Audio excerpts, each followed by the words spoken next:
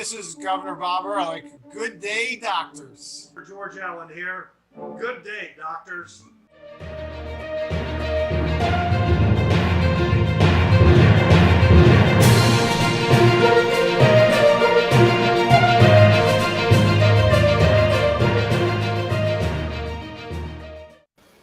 Good Friday, everyone. It is Friday. We were off last week. It is Dr. Pox and the Political Architect Show. Got the usual cast: Dr. Jeff in Maryland, Dr. Don in Maryland, Dr. Dwight's in Florida, the freedom-loving state of Florida, where it's sunshine and 88 degrees, and we've only had rain once since I've been here. We had two back-to-back really warm days, and then it dropped like 30 degrees between every Really? day. But it's really nice. So isn't Sunday supposed to go up to like 65 or something like that? Yeah, I don't know. Supposedly. Yeah. And it's not supposed to rain too, which is good because I am starting my voyage back home tomorrow. And by the way, Tuesday night at Potomac Pizza in College Park at 7 o'clock, the University of Maryland College Republicans have their event with Governor Ehrlich. It's only $20 for non college Republicans. So I think we should all go out there, show the support. This is Liliana's project, and we should definitely go out there and show our support for Liliana. So it's been a busy week. President was indicted. The president had his little presser in Florida. Joe Biden blames Trump for the debacle in Afghanistan. You know, and I see the Maryland legislature passed $15 minimum wage. Yeah, what a week. But didn't they already do that though? I thought in Maryland they already passed the $15 minimum wage. Yeah, I don't know. You know, it's hard to keep track of this minimum wage thing because, you know, we had that huge wave, you know, of fight for 15, all the union, all this stuff. Oh yeah. And then the pandemic happened. Everything changed, and $15, you know, retailers mostly blew past that number, right? Yep. I mean, you know, you can go to Burger Kings and make $20 or more an hour, you know, and stuff like that. So PF Chang's pays their managers $90,000 a year. Yeah, I mean, I think if you go to, you know, what is it, Panda Express? I mean, they have, I think in their window they're saying, you know, what, 60 to 80,000 for their manager. Yeah, which is really good. It's a good salary. Yeah, I mean, look, if you've never been in that industry, I mean, it's a lot of work. The manager in a restaurant is not like the white collar manager in an office, right? Yes. You're working your butt off for that. Yes. But the pay and the benefits are somewhat commensurate, you know, with that. They're commensurate with all of that. So, you know, there are people who want to do that, and that's great. I mean, that's their choice to do that. I look at those things and I'm like, yeah, that's a lot of work, and I respect the managers for that work because not everybody's cut out to do all that stuff. And there's headaches that go along with that because you're managing that crew, and you just don't know. I mean, you train to jump in, and they quit. Yeah. They don't show up for shifts. I mean, it's a major league headache, you know, in a lot of places. Mm-hmm. And yeah, that's true. Very true, Craig. Very true. That's right. Yeah. Thank you, Bill Clinton. Where is that leaving Ukraine now? Yes. You know, if they had nukes, the Russians never would have invaded, I bet. Yeah, look, I mean, I think that is extremely true, is that if there had been some kind of nuclear deterrent on the part of Ukraine or whatever, anything like that would have slowed Putin down. But I think, just like we've seen, you know, in this whole geopolitical mess that you know that the Biden administration has created, is that the switch from Trump to Biden has just opened the door. I mean, everything from Ukraine, and I think they have the audacity to blame Donald Trump for that. I mean, Pete Buttigieg blamed Donald Trump for the train derailment in East Palestine. Right. I mean, you know, I think the Democrats, you know, when they take over the White House, they spend a lot more time blaming their Republican predecessor. Didn't Barack Obama spend 8 years blaming George W. Bush? I mean, Barack Obama spent 8 years blaming George W. Bush for everything that went wrong. You know. Oh, yeah. Well, I mean, it was, you know, the economy. I mean, he went on for that for like a year and a half, right? Yep.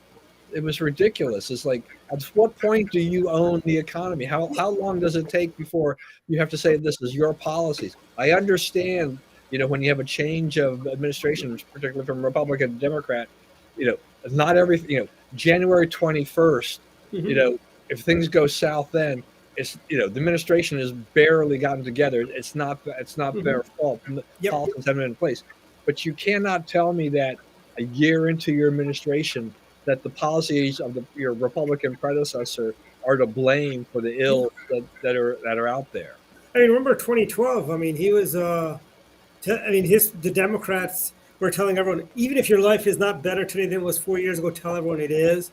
I mean, really. I mean, and a lot of people were still in dire straits in 2012. Frankly, uh, everybody was expecting. I mean, including Mitt Romney. And even I think Barack Obama, because there was that 60 Minutes interview, he goes, I'd rather be a good one-term president than a mediocre two-term president. And I think he was kind of resolved to losing in 2012 too. But we know what happened then and how that movie ended. Yeah, well, I mean, you know, we talk a lot, or we see a lot about, the media talking about, and others about liberals about kind of the polarization of America and things like that. But I look at Obama. When Obama came in, that was one of his things that he said. He says, "I'm going to, bridge that divide, Mhm. between the aisles there and stuff like that." And I believe firmly that, you know, Barack Obama actually split the party, split the country more Yep. so than anything else. He didn't unite anybody. We Yeah. wound up more divided after Obama's term than we ever had been Yeah. before. And look at us now under Joe Biden, who was a moderate, as he put it. Doing he was going to bring people back together and end the divisiveness in Washington, and he's kind of put that on steroids, frankly. Well, Uh, I think technically Biden mhm. himself is a moderate.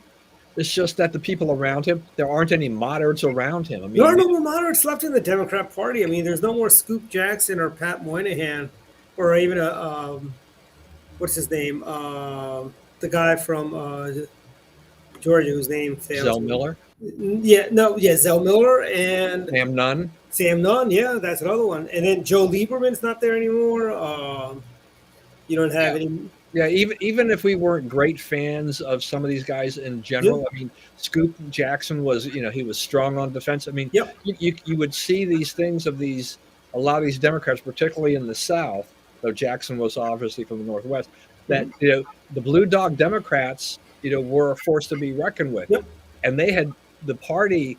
The Democrats have become so liberal left, Yep. they have chased all the blue dog Yeah. I mean, Democrats. even Bill Bradley was a moderate Oh yeah, today's. yeah. Bill Bradley, Fritz Hollings of South Carolina. By the way, just a little note: Fritz Hollings is the one that put the Confederate flag on the state capitol, which Nikki Haley took down. You know, exactly. Carl Levin. I don't know. Carl, I would not. Levin, I'm kind of like this. Yeah, he really wasn't that much of a moderate. I guess maybe if you compare him to the I want Craig to explain that a little bit more. yeah, I, Carl Levin was. It's like saying Regal was a moderate, former senator from Michigan. I suppose And it's all relative based on today's standards. no, Zell Miller was actually yeah. I mean, Zell Miller supported President Bush in the. Oh, he's just throwing names out. Yeah. All right. you're trying to get Dwight riled up. Yeah. I mean, even if you look at folks like you always had the Henry Waxmans, in Congress who were like the radical Democrats. Henry Waxman, Nita Lowey, you had those guys. But here's the thing. I hate to say it. I think Nita Lowey was not as bad as say AOC's and some of the, and I don't think Waxman was nearly as bad as what's her name, Ulan Omar from Yeah, or any member of the squad or Rashida even. Tlaib, all I these mean, he people. was. I mean, let me tell you, Henry Waxman was. I hated Henry Waxman. He was a horrible, horrible, very liberal guy. But let me tell you, Jamie Raskin is worse than Henry Waxman ever was. Yeah, look, look, think about Pat Schroeder from Colorado. I mean, That's not about my Schroeder, yeah. favorite person by any stretch of imagination, but I think she would, she probably is kind of like, she just recently passed away, but I Did she think pass away? Oh, I think even for her, Yeah. I mean, I think the squad was probably too much. I mean, I think for a lot of those old time Democrats, yeah. have they still been around, looking at AOC and the squad and a Yeah. lot of things, the way the Democrat Party has gone is that they've just gone so far to the left. That's a party they don't recognize anymore. I mean, Yeah. the media always talks about, what Trump has done to the Republican Party, Yes. all those other kind of stuff, but they ignore the the chaos within the Democrat Party Oh yeah. and what's going on there. I mean, you have these people that go around saying that, oh, there is no way, Ronald Reagan would be allowed in today's Republican Party. We got news for you. Uh, Bill Clinton wouldn't get your nomination in this day and age and I'll tell you this, Bill Clinton was probably one of the best Democrats they had as a president, frankly. He was not he was not a disaster, frankly, like, say, Barack Obama, frankly, or I mean, these guys are all about themselves and taking care. Basically, these guys are basically out and out, as Senator Nixon would say, or Senator McCarthy would say, out and out communists. Frankly, these people want the destruction of the United States of America. They don't want to. Like these people. At least Henry Waxman loved America. At least folks like Bill Bradley loved America. They were never going to be siding with the communists. They were not. I guarantee, Pat Moynihan, Scoop Jackson, Zell Miller, Joe Lieberman are against this whole gender nonsense that the Democrats have kind of, taken on as their new civil rights movement. This whole gender stuff. Hey, Susan, howdy. Yeah, I mean, you're right, Dwight. I mean, I think, even though we talk as Republicans and conservatives about, we can talk ill of Democrats because both sides do it, right? They throw brickbats at each other and things like this. The old Democrat Party, the Democrat Party as we knew as we were growing up, very different than today's party. And I think, you could say a lot of bad things about the Henry Waxmans of the world, but yeah, I mean, I don't think the patriotism angle was something that could be questioned. But boy, you can easily question the patriotism, of a lot of these people that are in Congress now. You can just you see their machinations and where they're doing them as they continue to tilt things left. I mean, even what's his name? Even I'm trying to think of I mean, look at and Maxine Waters. I mean, she was probably the worst of the worst. I mean, she was pretty hardcore, frankly. Yes, happy Passover to everyone and happy Good Friday, everyone. Thanks for the reminder. I believe it is day 2 of Passover. Craig, correct me if I'm wrong. And today's Good Friday. Easter is this Sunday. I mean, Maxine Waters was the worst of the worst. I mean, you had Major Owens in New York. He was a horrible guy. But I'll tell you this. I guarantee Major Owens is very much more against. He would probably also be to the right of AOC in the squad. You've got, I mean, he'd be to the right of Jamie Raskin. You have people, even Senator Simon of Illinois.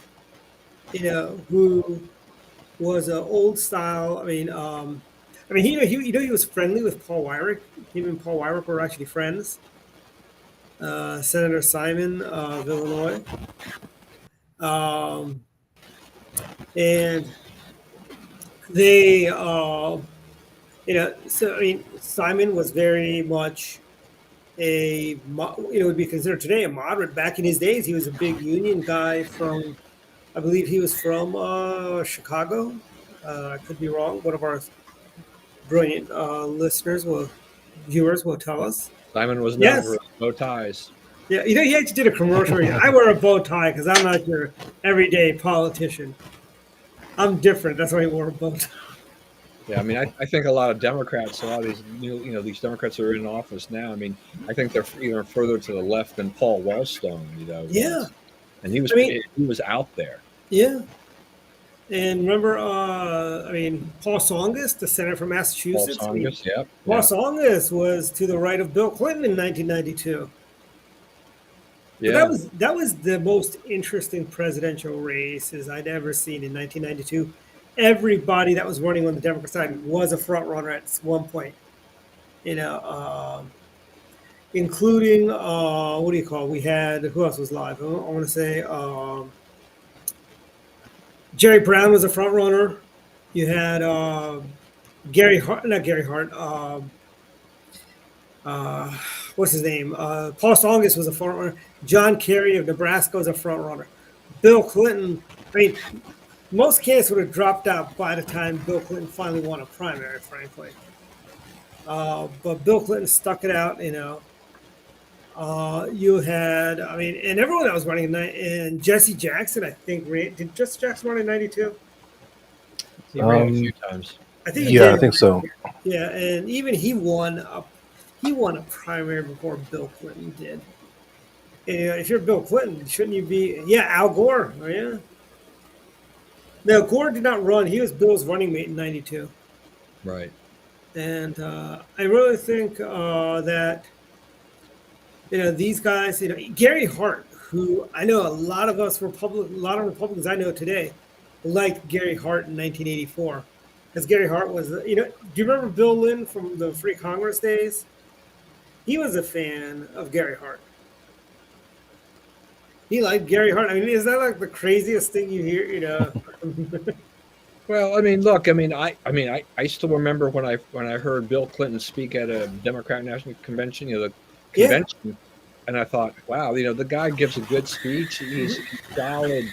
I mean, and you could see the rising star, and then he obviously became president later.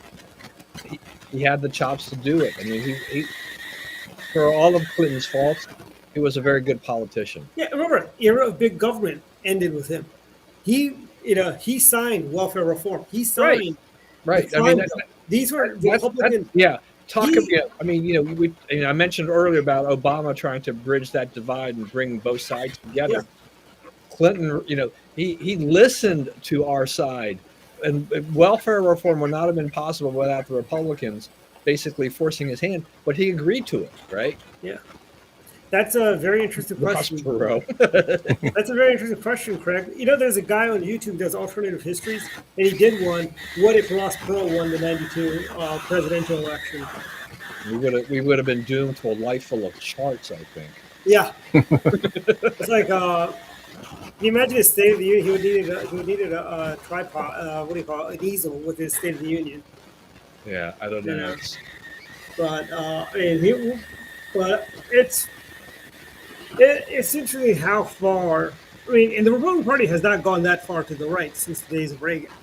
We are still the same party we were under Reagan, as in we believe in national security, lower taxes, fiscal responsibilities, family values. That is the Republican Party's core principle. We have not changed our core principle. While the Democrats, there used to be pro-life Democrats. Remember, I think Senator Casey might be the last pro-life Democrat.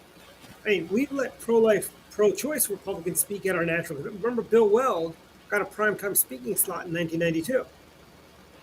In 1992, the Democrats refused to let Senator Casey's dad, the governor of Pennsylvania, speak because he was pro-life. Republicans, we're just more democratic in our party than the Democrats are.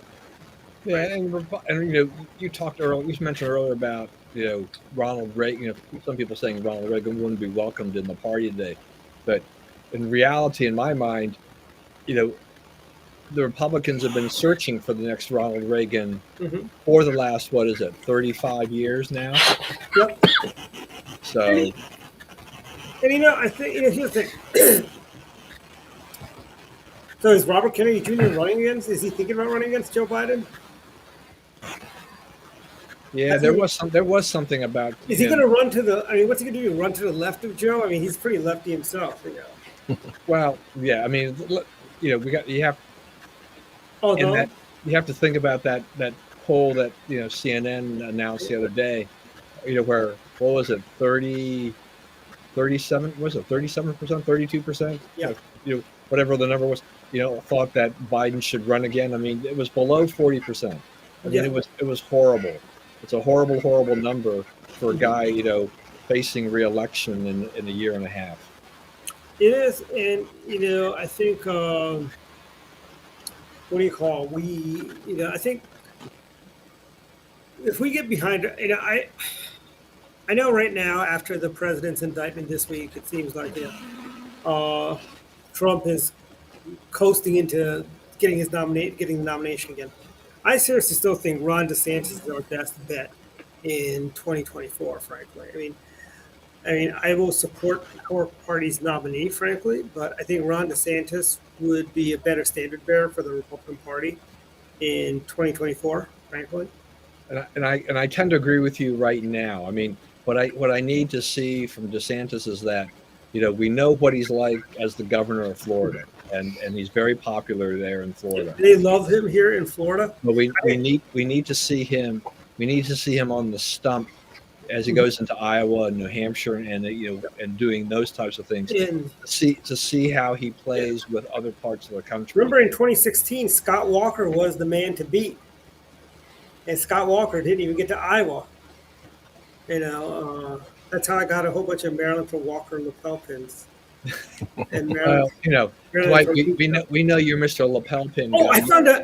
You'll make a lapel pin at the drop of a hat. The new vendor I've got is $1 a piece, roughly about $1.05 a piece for a lapel pin. I'm like, I am getting lapel pins for every occasion now. It's like $1 each. Yeah, we're gonna do this. We're like, I'm working on pins for Governor Ehrlich. 20 years ago, he was governor of the great state of Maryland. Gave us the Bob Ehrlich Expressway, ICC, for all you liberals who all opposed it. And then you have people, and the Montgomery County Council wants to put speed cameras on the ICC, which is really funny. They're a bunch of morons. But I'm going to be doing a special commemorative 20-year lapel pin for Governor Ehrlich as well, for some stuff that's going to be happening later this year for the governor. Also, Asa Hutchinson got into the race. Yeah, I mean, he's basically announced his intention. I think the technical thing is that he will officially announce towards the end of this month. Mm-hmm. But he's kind of put it out there that he wants to run, and that Trump get out of the way. Is this the Hillary Clinton? I intend to run without saying. Remember when she was it was at 20. Was it 20? When was the first time she was run for president? Well, she ran against Obama. Yeah, 2012. Yes, that's when she was being really coy, and she goes, "I'm intending on running" or something like that. But yeah, I mean, Hutchinson. I mean, he was the darling of the conservative movement back in the days before he had the. Yeah, I mean, there were a lot of conservatives. I mean, the thing is, I mean, he's been around for a number of years. Yeah. He was in the Bush administration, which may cause some pause for some people, but his name recognition is near zero. Yeah, that's going to be a problem. I mean, Nikki Haley has definitely much higher name recognition. Vivek Ramaswamy has better name ID than Asa Hutchinson. Yeah, and and Vivek, you got to give that guy credit. He's spending money, and I'm seeing his ads in Florida. He's got this ad where he says, "I'm a Republican. My opponent, we're not a banana republic. We should all call on the condemn the DA and have him drop the charges."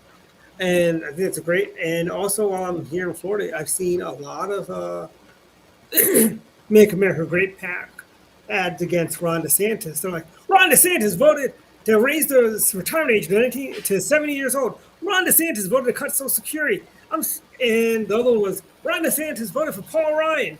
And I'm thinking first of all, reforming Social Security, that's a Republican tenet. Raising the retirement age to 70 is not a bad thing. I think retirement age should be 72, frankly. But, I will agree with the governor and say 70 is good enough.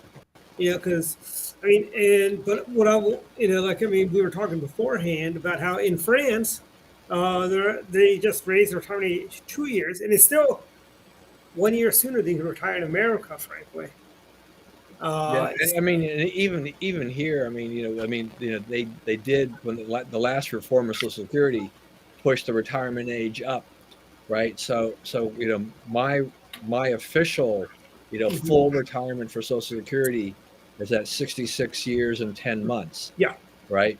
So there, so it had gone from 65 to basically up to 67, yeah.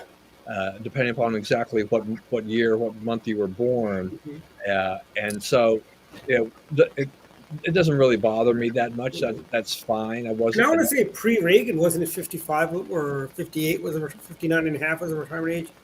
Pre-Reagan? I don't know how long. You can retire at 62, but you'll lose a big chunk of your benefits by Mhm. doing it. I There's think. there's all kinds of things in there. But as you were saying, we were talking about France beforehand. France is just very interesting. As I said, pre-show, the first wave of demonstrators against this were the old people, were the pensioners. The labor unions, which are very Mhm. strong in France, turned out their people to protest against this change. Now Macron ran for re-election, as this is one of his part of his plank, was that he was going to try to reform this. France has 42 different pension programs, okay, and he wanted to basically say, we need to fix this. We can't have 42 different systems. Yeah. Everybody's getting different pay depending on where they're working. We need to unify this, and we need to solidify it. They're running surpluses now, but in a few years, those surpluses will turn to deficits, and those Yeah. deficits will grow because the number of workers supporting, the retirees is shrinking and shrinking fast. And that is And a the, worldwide problem that is not going away. and the French are where the Brits would be if it weren't for Margaret Thatcher that brought in all those reforms, privatization of the coal industry in England. Uh, and they spun off British Airways into its own private company opposed to Well, yeah, and one of the stuff like that. architects behind that was Nigel Lawson, who just passed away at the age of 91 this Yep. week. Hmm. So, And I think yeah, in the thing that France, always drives me crazy, though, guys, is just that you look at Europe and they're just used to retiring early so they can spend a lot of time on holiday. Vacations are holidays for them, right? And and they and all they've get got a month. They get like a and month 40, off. 40 hour work weeks are kind of an anathema to them. They want those 30 to 32-hour work weeks. I'm like, their Yeah. productivity doesn't even come close to ours, and they, as soon as you try to fix a system that is going broke, they all Mhm. raise up and say, oh, you can't touch this. It's like, sorry, but Yeah. okay. If the French don't fix the problem, these people who are retiring in their mid 60s and early 60s, their benefits are guaranteed going to be cut in the next 5 to 10 years. So, what do you want? I mean, do you want this to be? And all those young people that are protesting because they're like, oh, my poor parents are going to have to work an extra 2 years. They can't handle that. It's too much on them. It's like, And look, if you think they're not about going it, to right? cut. Yeah. And if you think about it, right, the French and the Europeans, they get a whole month off, right? They work 38 hours, I guess, or 32 hours a week or something like that, not even 40. And if you look at it, and their retirement age, because how little they're working, should actually be around 68, actually, not even 64. Because, they're getting, 1 month off, and then that's just the month off, and they get more time off also during the year. I mean, yeah, And the labor contracts, the labor unions are very powerful in yeah, Europe, and the contracts are very favorable to the workers. I mean, every time someone tries to raise the work week, the workers yeah. go ballistic. It's like, oh my gosh, we got to work an extra 2 hours a week or whatever. Heaven And you got forbid. people, and you got these, Please, will somebody show them Japan and Korea? yeah. Some of the most I mean, overworked people in the world are in those countries. over in India, work week is 6 days in India. I think Japan's also Yeah. a 6 day work week.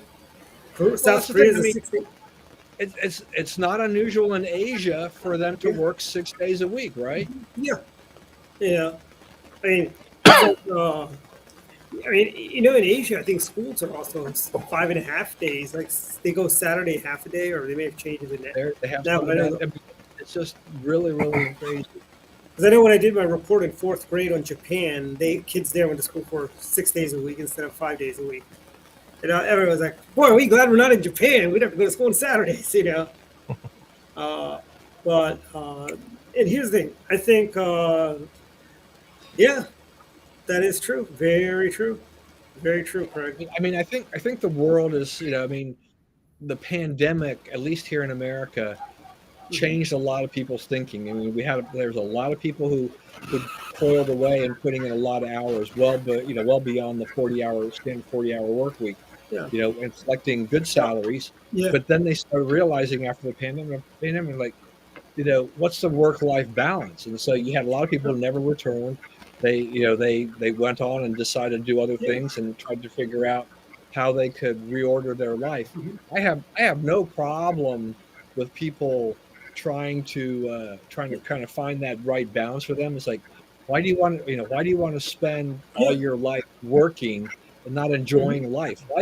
We don't know how long our lifespan is, right? It's like, as that old saying is like, nobody ever really said, I wish I could have spent another day at the office, right, on their Yeah. deathbed. Well, I tell you though, that's our former board operator who now lives in the great freedom-loving state of Florida. Also, um, when the pandemic first happened, he was like, he would get on at 7, like he'd always come into work at 7, but he'd be working till like 5, 6 o'clock, and I go, "What are you doing, Bats?" You know. And I go, "You need to sign off at the regular time." He goes, "Well, but I don't have a commute anymore, so I don't know. It's not like I need to jump in my car and go anywhere." I'm like, "You do realize we don't pay you. You don't get paid after 40 hours." And that actually happened to a lot of developers in the development community where they were actually working longer hours because they're working at home. And I mean, it took a while for them to get to achieve the work life balance, frankly. And I think developers and programmers have been just as productive or more productive working from home than they were at the office. Because at the office they'd leave, and then while they're at home, many of them put in extra hours and work and do stuff, which I think they shouldn't, but they do. And it's like, what am I going to do? I can't, saying, hey, you work too hard when you do when I do when I do like an evaluation. What am I going to say? You work too hard, you work too long. That's like, it's like, really, it's a good problem to have if your employees are just overworking themselves. So Jeff, I mean, how has your life changed pre-pandemic, post-pandemic in that sense? Well, so I've been working from home since like 2014 ish. So because a lot of the stuff I do is like assessments and such. Most time it's project based, so it's not like I have to do a certain amount of work per day. It's more like, at the end of this time frame, I need to have a project done. So I'm kind of left to my own, you know, um, cognizance to do whatever I need to do during the day. So for me, it doesn't really matter what my hours are. So I can spend 8 hours one day, 4 hours next day, whatever I need to do to get stuff done. So for me, there hasn't really been changes, except that with the pandemic, first of all, I moved back to Maryland at kind of like the worst time um, because of the pandemic, house prices just exploded because now everyone had the ability to live wherever. Because before, because of the commute, people don't want to drive, so they were living closer to their workplace in areas that were more crowded, like more urban areas, and then they moved from the urban to the suburbs because now it would have been a longer drive for them to go to the office, but it didn't really matter at that point, so they could move out further, and they kind of flooded the suburban market, which is great for them. It just made the whole housing crisis, houses just increase in price. So that's really the big change for me, is the fact that I'm still living in the basement here because I wanted to try to get a house of my own in Maryland, but as difficult as it was pre-pandemic, it's almost impossible post-pandemic. So for me, I don't mind, but that's been the biggest change for me. Beyond that, I don't know. I think that the whole, you talked about the worker mentality and stuff, and on one hand, I am glad to see the minimum wage increase because honestly, I still transit back and forth between here and Michigan. And Michigan, I don't just share a little bit of personal stuff. So my girlfriend in Michigan, her father went through some surgery, and he's in convalescence. He's in a living assisted facility just for a short time, and they're so short staffed because they can't hire assistants there. And I was looking, she was looking at the job postings for places like that. They're offering like assistant living care nurses, or whatever, at $12 an hour, and that's, to your point. That's like Taco Bell is offering jobs at 50 an hour. Why would you work as a nursing care facility, which is harder work, um, for less pay, and knowing that that money is really not going to get you anything because housing prices and everything else have continued to go up, where the wages really haven't met that. So I don't know. For me, that's really, I think it's opened a lot of people's eyes as far as that there is such a gap, both in the working poor, and the middle class, which can, I define middle class as people who can afford to live in a house. The poor are people who need assistance to live. The middle class, I think, are people that can afford a home, and the upper class, rich, have multiple homes typically. That's how I kind of stratify the working people. But there seems to be a larger gap now because, like I said, I've been working for ever since I've been able to, even out of high school. I started working at 16 at part-time at McDonald's. So I've been working as long as I can, and I've been fortunate to have a good job, and I make a fairly decent salary. But I can't afford right now to afford a home. And I'm like, if I can't afford a home, how can I expect other people to afford a home? So I don't know. I think the pandemic has really just widened the gap and made it more obvious that there really is the generation that is starting to come into the working force. That first of all, what's their incentive to work? When they can stay home because we kind of developed that mentality that people can just stay home. So we see young people who normally would be out in the market, getting an apartment, kind of moving on their own. They're still living at home.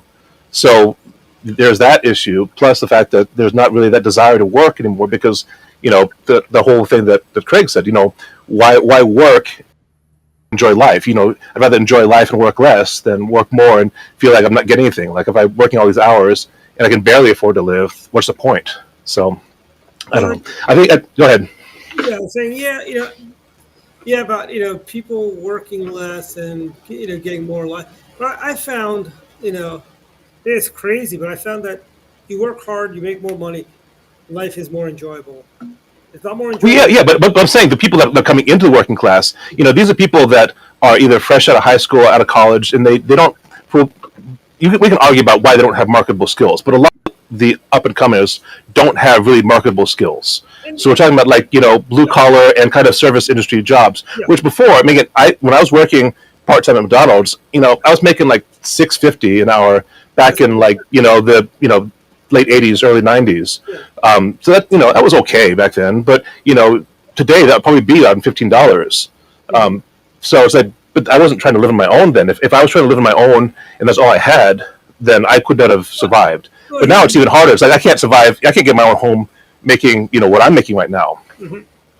And here's in Florida down here, and I was house shopping a little bit, and I was thinking about just getting another house because I sold some houses in Maryland. I was thinking of buying another house down here, and I'm like, wow, the prices have stabilized here, and everyone's like, oh, they're still high. I'm like, it's only $500,000-$600,000 for a new home. And I go, that's very reasonable for a nice large home. I saw a brand new built house that would be delivered in October, and that was only $479 for a brand new house, 4 bedrooms, has the granite countertops and all that. Unfortunately, in Florida, the builder does not give you a refrigerator and a washer dryer, so you have to buy a washer dryer and a refrigerator on your own. But that's still only $3,000 if you go with the super high end washer dryer, and you get a refrigerator you get a decent refrigerator. You get a Frigidaire for about $1,200 to $1,500. You get a KitchenAid for about $2,000. Yeah, I just put a chat message for us. So I read this article recently about how housing prices in the West Coast are actually falling, but in the East Coast they're still rising. Now, Florida is a bit of an unusual state because its demographic population is different. It's a very large state and still has a lot of undeveloped areas, and because of the people that come down and retirees and stuff like that, it's a different dynamic. But generally speaking, East Coast living is just expensive, and so it's I can understand why there's such a crisis in the general sense. Yeah, And remember, East Coast living. I mean, I bought my first house for $185,000 in the Woodmore area, and I got rid of it recently for a little bit more than 185. I mean, Montgomery County, as I told when I was running for council, somebody talked to me about affordable housing. I go, it's a privilege to live in Montgomery County. It's not a right. If you can't afford to live here, there's plenty of other counties you can live in. I mean, Prince George's County. Exactly, Prince George's County, Howard County. Howard Well, Howard County is not a step down from Montgomery County. I'm sorry, Actually, Howard County is a step not trying to front on you, but Howard County is not a step down. But when we were growing up, Montgomery County was king of the hill. But I think It was, yeah. The new king of the hill is actually Howard and Anne Arundel. Mhm. Those are the counties you want to be in. And in Baltimore, Montgomery County's got the problem solved, though, right? They have the rent control they want to put in, right? Yes, and that's why. That's one of the reasons I'm trying to unload rental properties, because I'll be damned if I'm going to have like some bureaucrat in Rockville tell me I can't raise my rent on a dime if I feel like it. So it's ridiculous. Rent control. I mean, we're not the Soviet Union. We don't believe in rent control. Only guarantees you have in America are to work hard, and you can bootstrap economy. You work hard, you cannot fail in America. That's just a. It's just Well, I'd love to believe that. But again, we could argue about market. When it comes down to it, a lot of people, either because of circumstances or other issues, they don't have the kind of education or skill set that they can just go out and make a really high paying job, which is people in the service industry, whether they work at fast food or restaurant or whatever. I mean, there's a whole section of populace that are service workers, and I'm not disparaging by any means. I'm just saying that it's hard for service workers, and this includes people like healthcare workers in assisted care facilities. They can't afford to live just on that salary. Mhm. It's if you look at what they make and what the cost of housing is, and then the cost. We talk about this all the time, but the cost of the consumer price index, how that's just blossomed, and it's gone way past the normal 3% inflation standard that we use. It's just not possible. There's such a gap between what you can make and then what you have. And I understand that I'm not giving handouts. I'm saying there is a gap between if you are a person who is just uneducated or just not or don't have the marketable skills to go out and can get a white collar job. The blue collar jobs, you used to be able to get a blue collar job and still afford a home. That used to be possible. I don't think that's possible anymore. Well, I think if depending on the blue collar job, let's say you're a tradesman, right? Let's say you're a plumber, electrician, HVAC guy. You can make good money doing that. You can start, and you can start off as an apprentice. Sure, you're not going to make a lot of money, but here's the thing. When I had my first job in public policy and so on, when I was working, I was only making $25,000-$30,000. I forget. Yeah, I mean, actually, when I was working with Don, I was making $30,000 a year, and I was like, wow, I'm making more than $1,000 for every year I've been alive, and I was really excited about that. And then, yeah, 30. But here's the thing. I think Okay, and I don't have the numbers with me, so I can't really speak to any authority here. But if you get a trade skill, I mean, obviously that is a skill, and there's a lot of them like HVAC and other marketable skills. But even take a lesser skilled blue collar job, whether it be a service technician for auto mechanic, you can change oils, yeah. Do basic kind of work, but you don't like a ASC certified master mechanic. We're not talking about that level. We're talking about entry level kinds of things. Changing your business anymore. You can't, even with that, you can't afford to live on your own. It's just not the way. There's such a gap between what you're earning. That's saying if you stay there for years that you may eventually be able to earn that. But what I'm saying too is that I've been working for 30 plus years. I make what I consider to be a fairly good salary, but that's also like a Michigan based salary. What that translates to here in Maryland, it doesn't even match. I mean, at all. If I still live in the East Coast, I could definitely afford a home. But the point is, in this area, in the East Coast, you talk about Maryland's $15 minimum wage. Yeah. I think that makes sense because in Maryland, there's a higher gap between what the federal minimum wage is and what the cost of living in Maryland is. Here's the thing, Jeff. $15 makes sense. Montgomery, Howard, Anne Arundel, Baltimore counties, right? PG County. But if you're living in Wycomico County, where the great Julie Giordano is the county executive. $15 an hour is actually where the average price of a house is about $75,000 to $75 to $110,000, I think, in Wycombe County. Julie, if you're watching, feel free to chime in and say that no, Dwight, you can't buy a house for $75,000 in Wycombe, but you can buy you can buy houses in Berlin for roughly about 100 grand, 125 grand, something like that. Or Western Maryland, like Hagerstown. Hagerstown, you could buy a house for a reasonable amount.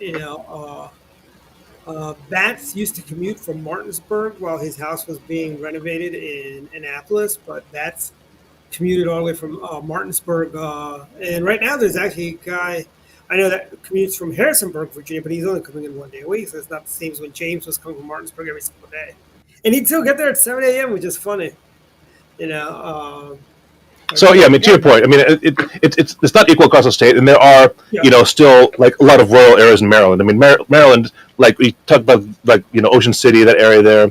You go a little further west. I mean, there's still a lot of undeveloped farmland. So I can see that in some cases, there are some areas that it may not warrant the $15. But again, I don't know. I've not tried to do the numbers there, so I'm not sure what the house prices are, what the cost of goods are. But like radically different as far as maybe the house pricing may be a little bit different, but radically different. Eggs is not going to be radically different. There's still going to be a lot of just consumer price skills that are higher than what they normally would be, like as they normally be like years ago.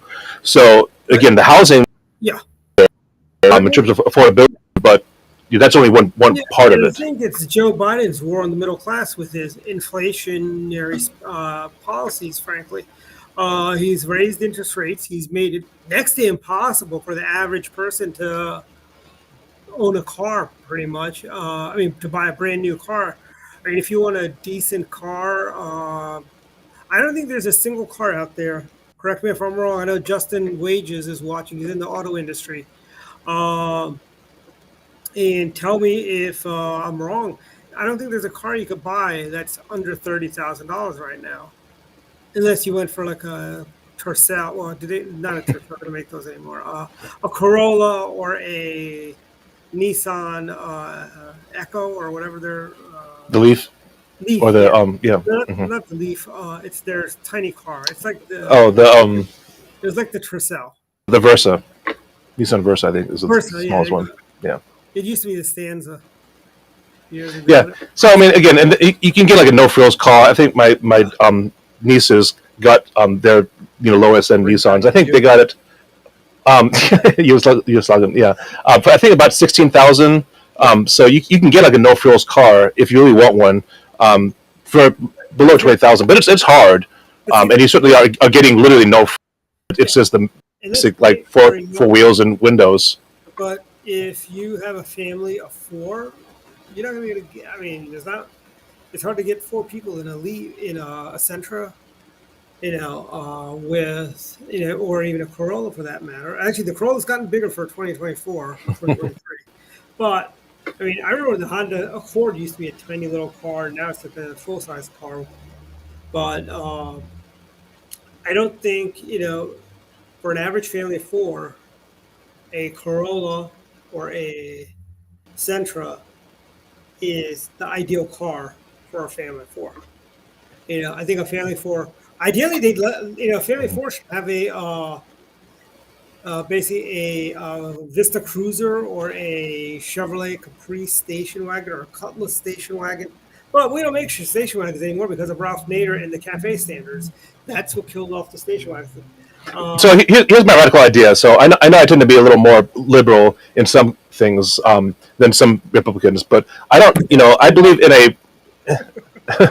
I believe in like healthcare reform, but I'm also for like a graded. Because we talked about a little bit about the Social Security. I'm with you. I think Social Security needs to be reformed. But Don, you're probably aware. I mean, I'm not saying about you're like older than us, but I'm just saying that as you get closer to retirement, you know that like the sooner you take the retirement option, the less it's like if you wait longer and longer, you get more per year. That's a graded scale where it's like it makes sense that it encourages people to wait before they get retirement, Social Security retirement. same thing I think should be done for like welfare and government support. Like we really have it like all or nothing. It's either you don't qualify. It's not like we're going to help you through a graded scale that's going to like wean you off it. And they don't have anything that really helps like the workers try to connect to the employers to say, here are jobs that are hiring. Here's what your skill set is, and either work directly or at least facilitate companies to like onboard people, because companies need workers.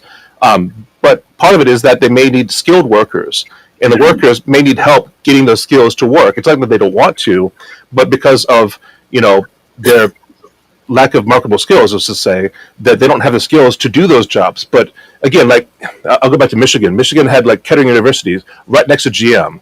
They had like a feeder program where you work at Kettering, get your education at Kettering, and you go directly to GM, either as an engineer or designer or something. And they had like feeder programs that went directly from that school to GM. It's like, and there are colleges that kind of have feeder programs, but that's the kind of stuff that I think would be helpful, because people who want to enter the job force, and for whatever reason, blame it on education or whatever, they don't have the skills, help them get the skills. And part of it's like retraining, or it could be something, the fact that, we look at the coal miners in West Virginia, and like, if we're going to do away with coal, let's help them get jobs that, that they can get retooled for, that we can help them learn how to do other things. The difference between when we were going to school and kids today, when we were going to school, we had the electives that you could take, even if you were not in the NEC, you could take a comp sci type class. You could learn basic programming back then. You could take a Fortran class. You could take a photography class. You could take, I think they had typing, which I thought was the dumbest class they had to take. We had Beavis teachers typing, yeah. Oh, yeah, and the teacher would whack you in the ruler. Oh, you got your elbow. I'm like, geez, this is not going to be my career. I'm not going to be a secretary, Yeah, I remember learning touch typing in actually fifth grade, because that was when I started like my, like feeder, like that was a pre-magnet, but like I went from elementary school, they bused me to a special school. I said special, like short bus special, but but yeah, they actually had computers, Apple IIe computers, where they actually learned to teach typing, and this was like fifth grade, which this was something that not every was given. So yeah. Did you do Logo also? The little turtle program Logo. Mm-hmm. That was my first programming language. Was Logo, which actually taught me how to teach. Yeah. Interesting enough, recursive programming, which was a skill that most do, because they just think like 10 print hello world, 20 go to 10. They don't know about like nested structures and like how to think in terms of like how do you do something recursively as opposed to iteratively. Anyway, so it's a great experience. I love the fact that I had that programming experience, but not every kid got that. And I'm extremely fortunate that I was kind of picked out and said, okay, you've got the skills, to do this. I thought that was a great program, but I don't see those programs anymore. I don't see programs where they pick out kids that have aptitude and certain skills and say, we're going to give you the opportunity to nurture those skills. And that's the problem is MCPS and the public school system is focusing on this gender dysphoria stuff, all this nonsense stuff that does not build marketable skills. I think when we were going to school, if you took, I guess, even if you took wood shop, or if you took advantage of a class at the Edison Center where you could learn how to HVAC, that would actually, or painting, I think was one of the other things they had at Edison, and I mean, Blair, we had the photography program, which was really good. Mr. Allen was a great photography, and Miss Terzian were great. Miss Bloom, I don't think you were that great, frankly. Was the photography teacher, and you gave me a C just because you wanted to give me a C, opposed to an A, because Mr. Allen gave me an A for the 2 semesters I had. Hey, don't be throwing shade, these are all good teachers. So he doesn't have a chip on his shoulder at all, does he? No, but I mean, anyways, she was a very hippie liberal teacher, Miss Bloom. She taught photography, But anyways, but the point, the point is that I think that there, again, you can blame the education system, whatever, but kids today, I'm just being generous here. They don't have the same marketable skills as they did years ago, and the industry has changed, and education, the curriculum hasn't really kept up for that. And we kind of expect kids to go to college to look at those skills, but then even colleges, there are so many colleges that still teach like standard stuff. So it's like, yeah, you have a college degree, but you still don't have like a specific marketable skill. Now you like know like more advanced English and more advanced math, but you don't have like you don't leave college knowing how to repair air conditionings or repair cars or how to We you may had not know how to program, yeah, but to trade woodworking. that. And so trade schools, I think, are a great thing if you know, hey, I got a great interest in mechanics, being a mechanic or being a repair person. That's I think those are great, or electricians. But we talk about like people like being an accountant or being, a lawyer. I mean, obviously, lawyers and doctors, they have those trains, but just general skills. Like you think about what is the marketplace filled with. Kids nowadays, they don't know what they want to do. They don't know what they want to be when they grow up, and there's no real programs to help them guide them. I think that's horrible that kids don't know what they want to do. By the way, Susan mentioned your volume's a little tad high. So just Okay, let me turn it down one. Yeah, but as I was saying, like kids today, I mean, I always knew what I wanted to be when I grew up. When I was a kid, I wanted to be a fireman. Then I wanted to be a policeman and then there was a short time where I wanted to be a teacher because I had this really mean teacher in the second grade, and I remember my brother goes, "You do realize you're not gonna be teaching your teacher." Or anyone related to her when you're teaching. Well, that is true. Yeah, what am I thinking? I wanted to be a teacher. Anyways, but that's why I wanted to be a teacher, so I could be mean back to the mean teacher I had in second grade. And then I wanted to be an engineer, and I kind of knew that, and that's kind of where we ended up, the engineering sphere world. And honestly, I think we had a lot of people that in our school that, this is back when MCPS actually believed in education opposed to teaching gobbledygook to kids. You could graduate. I mean, there's people we went to school with, Jeff, that graduated that didn't go to college, that are not hobos on the street. Can we still say hobos, by the way? Well, we know kids. We have classmates who did graduate college and they're living on the benefit of others. Yeah, ended up being hobos. Yeah. But my point is this. I mean, I think we need to, the education system is broken. Teachers are too busy teaching nonsense instead of teaching, reading, writing, arithmetic, frankly. We need to focus on STEM education. I know a lot of people say, oh, you're an elitist. You want to push STEM, because by the way, STEAM is not a thing. It's STEM, frankly. STEM, and they go, oh, you only want to, but let me tell you, STEM education is a key to making a lot of money. And if kids ask me, hey, should I go for something that's going to make me really happy, or something I don't like as much, but I can make a whole lot of money? I think always, always, always follow the money. Take the job that gives you more money, because at the end of the day, yeah, sure, money can't buy you happiness, but you know something? It's better company than poverty. And I think we're almost at the end of our hour, Don, by the way, just letting you know. So let's wrap up. You guys have just been talking away, so I've just been, hey. Yeah, am I wrong, Don? I mean, like when your kids were going to school, and when you were going to school, the focus was on reading, writing, arithmetic. Opposed to today, the focus is on why Susie can be a boy if she feels like she wants to be, and little Joey can be a girl if he feels like it. It's kind of an old Alvin Joy. Yeah, I mean, the movement across America through education and in corporations is diversity, equity, and inclusion. You have to be inclusive. Yeah, and I think when we were all going to school, it was not all the class of '68 teaching us. We had some of the World War II generation teachers still teaching when we were in school. And yes, wait a minute. What's your question, Susan? But we had teachers that actually liked America. They loved America. They believed in our values. One of my favorite teachers in fourth grade, she was a great teacher. She's probably one of the reasons why I'm more of a Republican and anti-communist than anything else. Where she would always talk about how you get good. If you were in the Soviet Union, you had to get good grades, or you go. Everything else, you get good grades, or you go get a job, or you go to the gulags. And something, it's true. And I think we need more teachers like her who was not a World War II generation. She was a, want to say, yes, Susan. Susie has a, oh, you said Susie has a choice. Did I say that? I did not mean that Susie has a choice. She, that's what I was saying. Chooses is what I should have said, or as Ralph Wiggum would say, I choose you.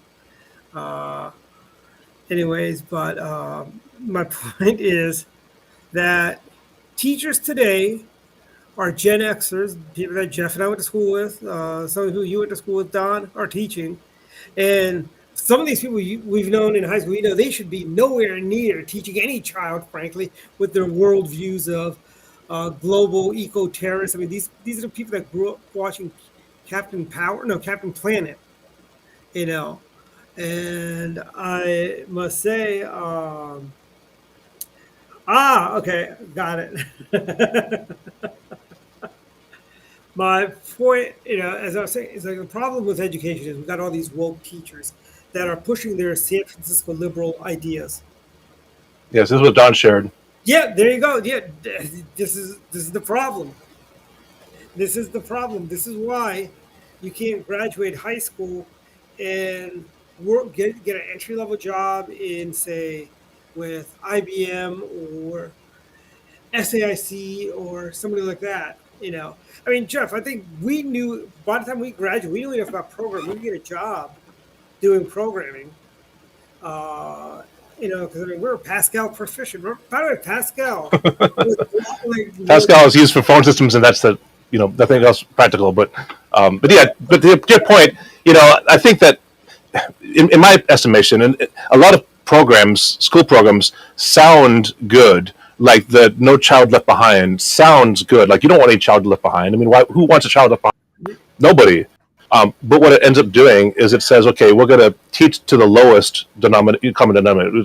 We're going to, instead of teaching to excellence and saying we're going to encourage excellence, mediocrity. It really encourages mediocrity, where it's like, okay, every student kind of learns just the basics and that's it. And that's not how you bring up students to learn. You don't challenge them because again, I'll pick on Susie. Susie can't understand this, so we can't challenge Susie because it's too hard for her. So instead of challenging students, you say we're going to basically teach them just the basics, just so that everyone can pass. But what they do is they end up passing so poorly that they don't get good SAT scores, and so then the teachers teach them to the test, where they actually teaching them, well, this is how you answer this question, this is how you answer that question. And again, it just dilutes the whole education. So whether you teach them math or science or whatever, you're still diluting the teaching to accommodate everyone.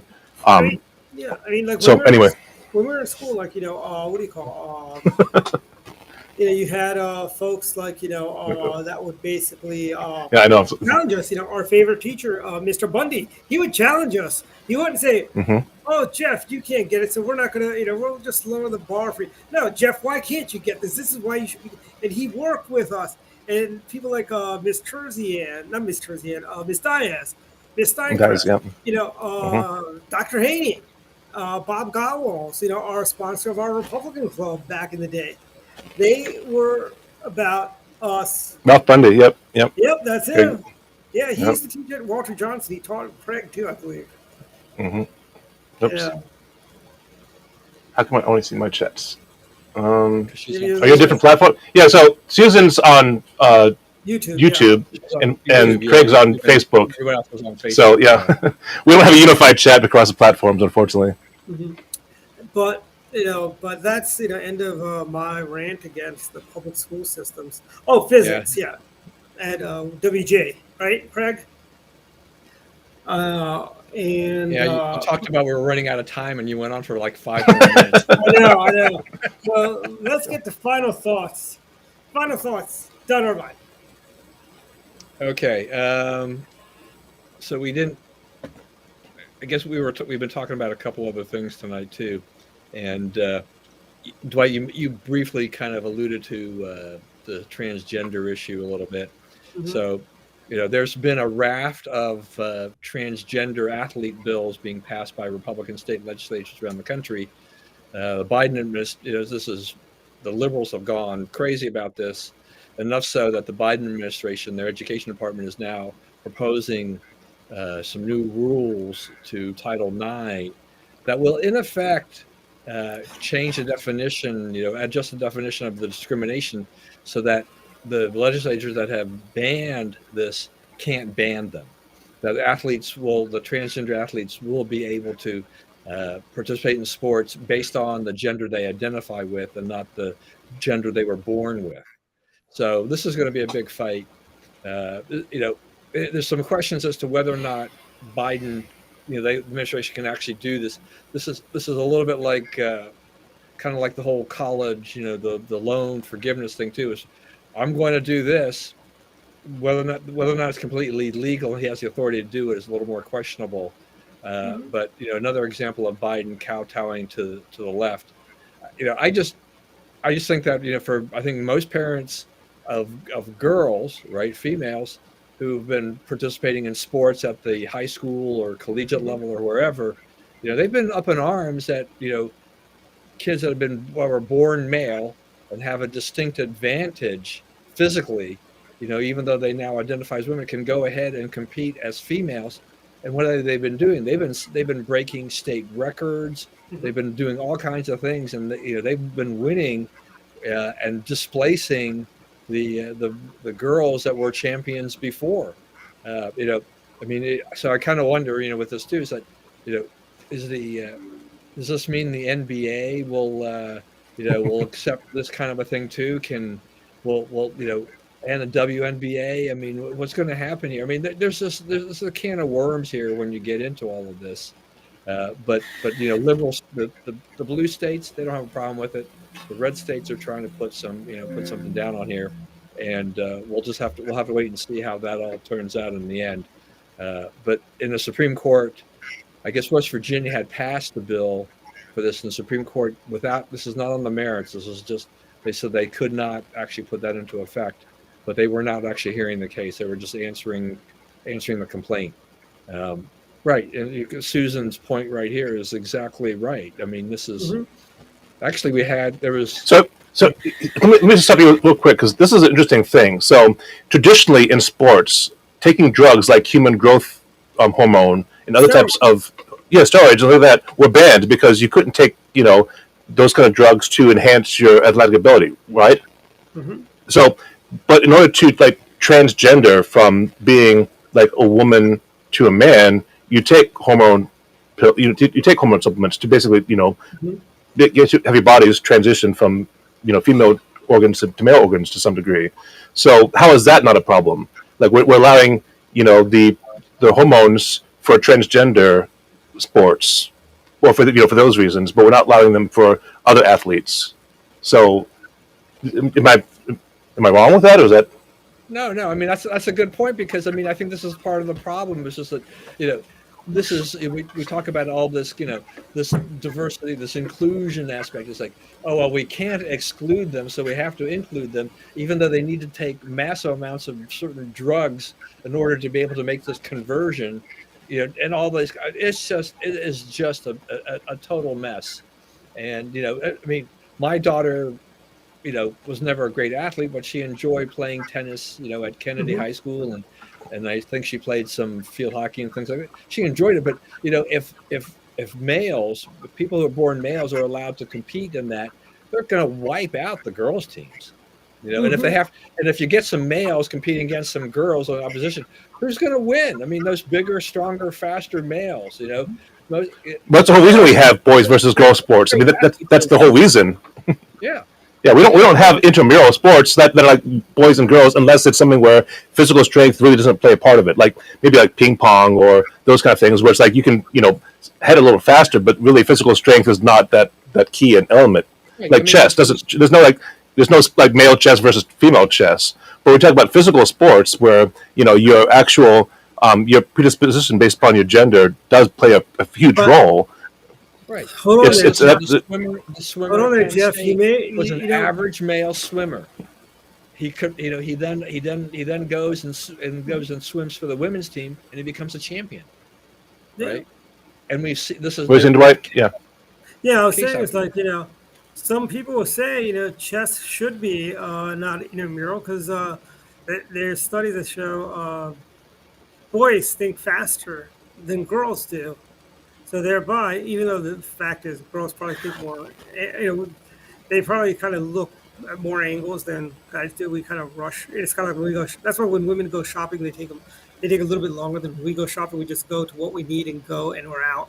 While women, they'll stop and they'll look at the produce, they'll see what else is on sale and stuff like that. So you basically say that the guys play three-dimensional chess, girls play four-dimensional chess. Yes. I don't know. I think Dwight's comment's a little sexist on the shopping, but hey. Susan, is he sexist? Just a couple other real quick things too. So we had elections this week in Wisconsin and Chicago. The bigger play was in Wisconsin because it was had to do with the Supreme Court. A conservative judge had retired, and there was a very liberal judge versus a conservative judge who was trying to run for re-election again, and he lost. The Democrats put a lot of money in the primary to try to make sure this guy was going to be the guy that they would face. The woman who won the primary and then won the race with 57% of the vote, Jana Protasewicz. This is a nonpartisan race supposedly, but it was definitely not nonpartisan. She came out in advance. She got a lot of money from the pro-abortion forces. Talked about having to change the law in Wisconsin, which goes back 100 and something years or whatever, about abortion. And she was also had criticized the map, the electoral map in Wisconsin that had been laid out by the Wisconsin legislature, which was run by Republicans.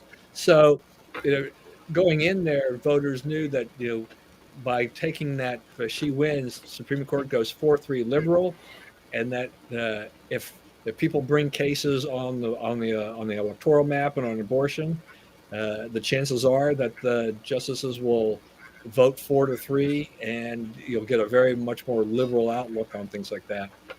So this woman raised it was like the most expensive judicial race they've ever seen. I think she raised like $40 million. The opponent had like $6 million. I mean, he was just outraced. There's other money that goes into the race from PACs and things like that, but the pro-choice forces put a lot of money behind this. And as much as I hate to agree with people, the liberals about this, is that this race also shows what happened after the Dobbs decision. Overturning a Roe v. Wade, people thought that this wasn't going to have a big effect election-wise, but it really has. I mean, you have to be realistic about this.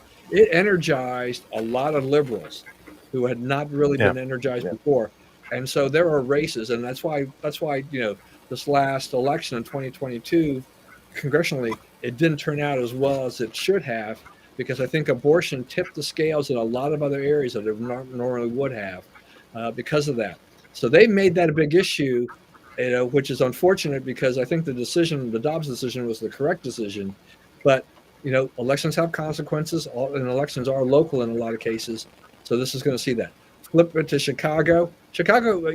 Lori Lightfoot they ran her out of town during the primary. Choice was between a progressive, guy there who had the backing of the teachers union versus a more conservative guy who was still a Democrat, but and had run the school before, and he was preaching, about fighting crime. He had the backing of the police union. 51-49, so not exactly a runaway, a decisive victory for the liberal, but Chicago will continue to be liberal left at this point. Maybe when the next election comes up, maybe a Republican might have a chance with the right platform, but the teachers union, I think, was the big sway in this thing, and which is interesting because Chicago schools are a mess, right? Crime is a mess in Chicago. I don't know that this guy's going to do any better than Lori Lightfoot. Lori Lightfoot was run out because she wasn't left enough for the left. Mm-hmm. So, that's kind of the signal they're sending to Brandon Johnson is like, you need to make sure you have liberal left policies. Otherwise, we're going to do the same thing to you as we did to Lori Lightfoot. Yeah, So yeah. So got I a think guy that was defund the yeah. police. And I think just lastly, just this whole we mentioned early on about Donald Trump and in this indictment. He went to court for arraignment. I don't know. It was a little bit like watching OJ and the Yes. Ford Bronco.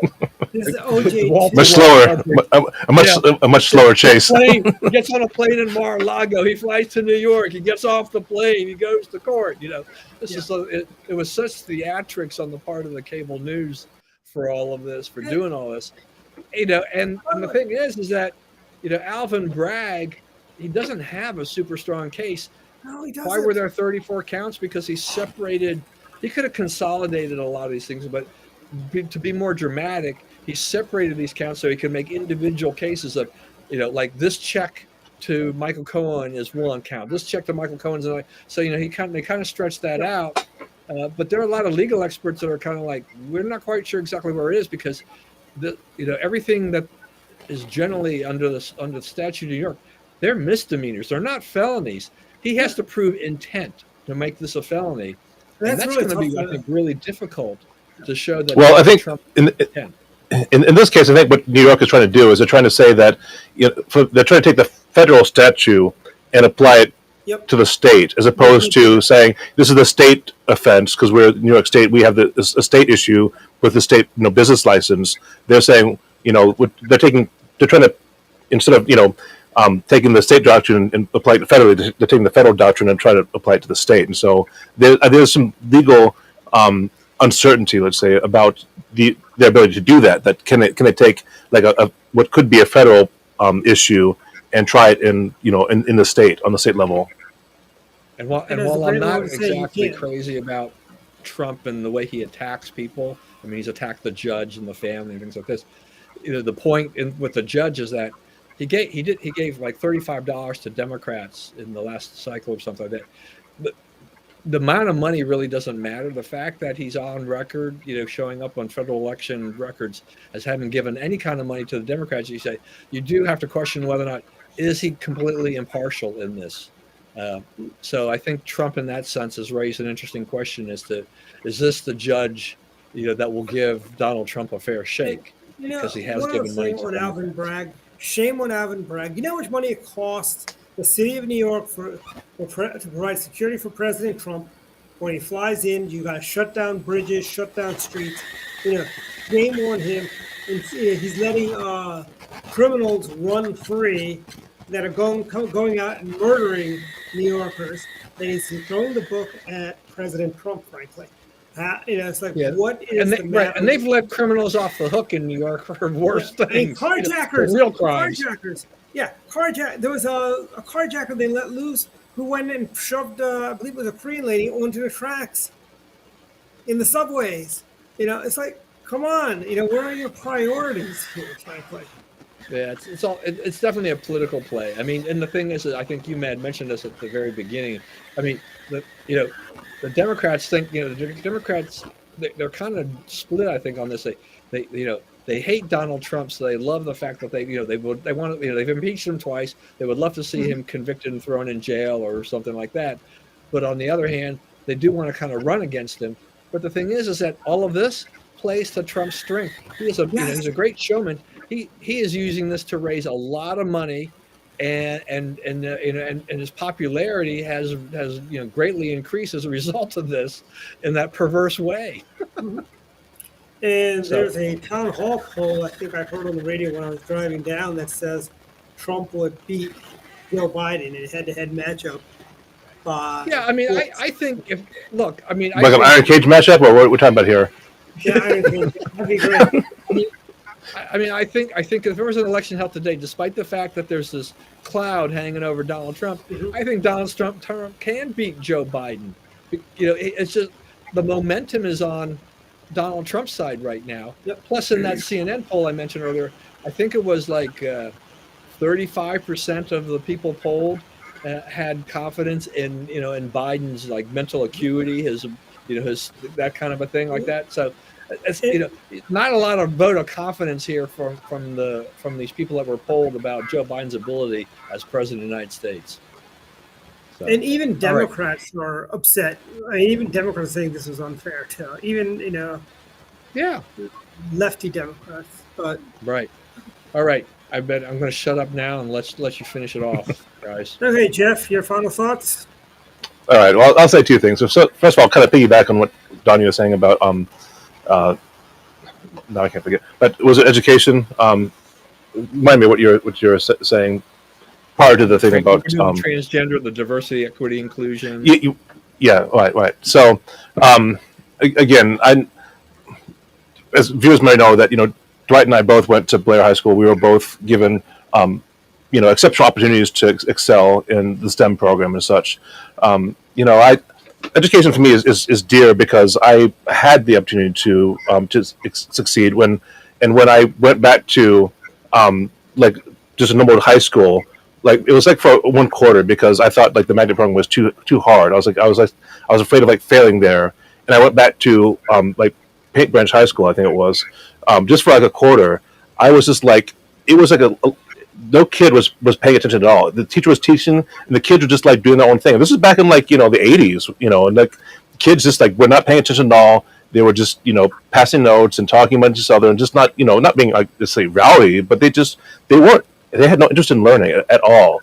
And it just was like that disgusted me so much. I'm like, okay, I'm just gonna do what I can, buckle down and do better and challenge myself to put myself in the magnet program, because while it was a challenge, I'm like the alternative was nothing. It was like there was so back even then there was such a low bar for expectations that I felt like I would be doing myself a disservice to do that. And the thing that kind of bothers me about like the liberal agenda for when it comes to education, not just the any kind of transgender studies aside or critical race theory, I don't even care about that, honestly, because the bigger issues is the fact that you look at districts like Baltimore City, you look at Chicago, you look at other areas that are pretty much just fully Democratic. There's like Republicans have no foothold at all. This is a purely Democratic led area. They can do whatever they want to. If they want to do something, they can. It's pretty much they're in control.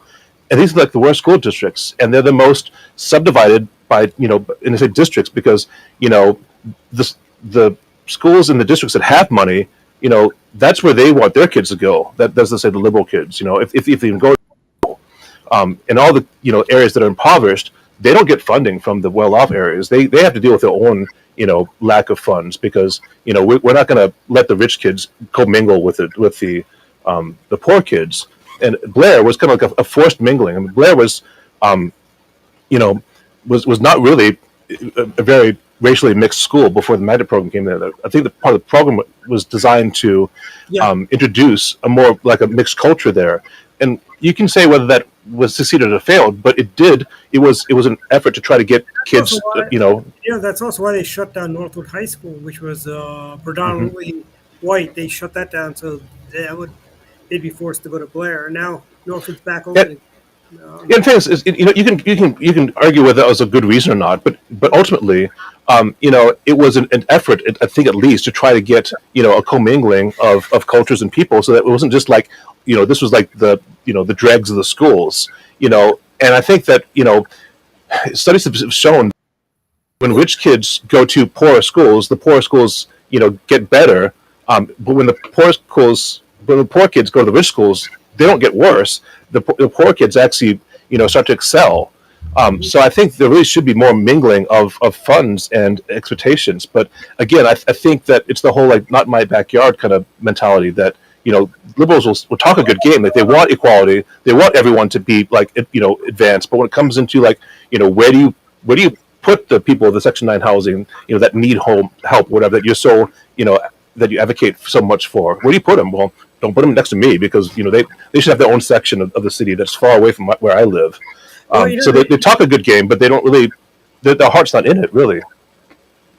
Very Go true. ahead, Dwight. No, I was saying very true. But I'll tell you this: we went to Blair. We didn't have racial tensions or anything like that. We were probably the most diverse school in Montgomery County back in the 80s. And all these teachers, like right today, everyone talks about, oh, we got this problem, got that problem. We didn't, you guys are making these problems. We didn't have these problems when we were Blair. We were Blazers, frankly. It wasn't a white thing or a black thing or whatever, Yeah, we all went to the Valleys. I mean, it was predominantly black, but we had a great basketball team. We had a terrible football team. But again, I remember being in basketball teams and being on like the local news because the Blazers were actually a great basketball team, and I was proud of them. It didn't matter if they were white or black or whatever. I mean, I was proud of the team. It was sad to go to the homecoming where I remember the only points we scored was the other team did a safety and we got 3 points because they were tackled in their own end zone. That was like 3-0 was the final score because that was the first time we went to high school in 30 years. Yeah, that was an awful game, but still, you show up because supporting. But it's saying there's a big difference between football and basketball. But again, as a school, I felt like I was part of the school regardless of whether another schoolmate was in the program or not. It didn't really matter, and I felt like we were inclusive in that regard. And I just wish that that people would get past themselves and realize that kids are kids. Yeah, there's always going to be problem kids, but give kids the best opportunity to learn and challenge them. And kids are going to be excited. They're going to want to do the stuff. But if you just say, this is like, you can do whatever you want to. We don't care. We're not going to stop you from doing. Safety is. Oh yeah. So Rich is saying. Safety is 2 points. Well, whatever is that? I thought a safety was 3 points. No, safety is 2 points. But the game you're talking is the 1988 homecoming game, and it was basically a field goals. Because we brought in Chop Khan from, I believe, Southern Maryland. That was the team that we lost to. We almost beat, so we thought we might be able to beat them at home, and they were brought in all the way. And I think a few years later, Chop Khan was actually a powerhouse in football. Mm. Obviously, I'm not a football guy, and I forget totally what the thing. I just remember it was like the only time we ever scored was because off just that was the only point in the game. I thought it was a 3 point. It's just better than Chop Khan's kicker is what it was. But anyway, it was an awful game. So it was just it was funny to actually root and then be like, it's like worse than watching golf because it's like nobody was scoring, and then finally somebody fumbled a play and that was the only score of the game. So like And we were joking, why didn't we bring down the goalpost? But when you have a sudden death overtime win of a field goal, and you traded the ball like 3 times between the two teams, or 4 times I should say between the two teams, and still haven't won.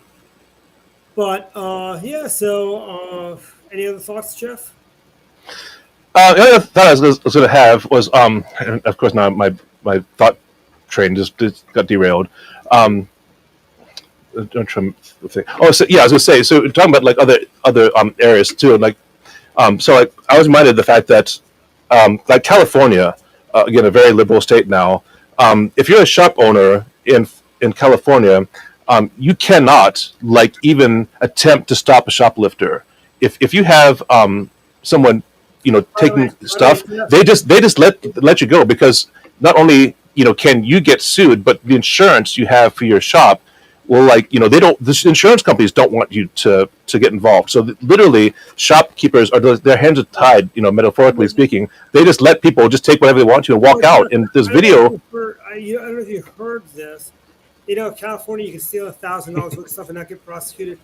I understand that the state assembly of California wants to raise it to $2,000 because Democrat legislators say, what do you get for $1,000 in the age of Biden inflation? So we need to double it, $2,000. I don't know. It's ridiculous. Can you imagine, being this where you think you'd be able to control inventory and control the people that even come in, but of course you can't restrict who comes in there because that's discrimination. So you can't control who comes in, and you can't control them leaving with stuff. You basically say, well, all right, well, sorry, and then the police aren't going to do anything about it, and you basically have to count it as a loss. And like, why even open a business then if you've got to accept that, and then why the people who pay for stuff are like, why am I paying for this? If this person literally just walks for it, I'm not going to walk for it because there's no consequences. Yeah. It's just like, why do we accept this? Why is this normal? Why, do we just think that, But yet, whatever? It's like, wants to go after President Trump. President Trump had gone Yeah. in and stole $999 worth of stuff out of some store on the Upper East Side. Yeah, he'd be okay, but heaven forbid. Other thoughts, Jeff? no, that's it. Okay. Okay. My final thoughts. One, very important. This Tuesday, April 11th, Governor Ehrlich will be at Potomac Pizza in College Park. It's a fundraiser for the college Republicans over there at the great University of Maryland.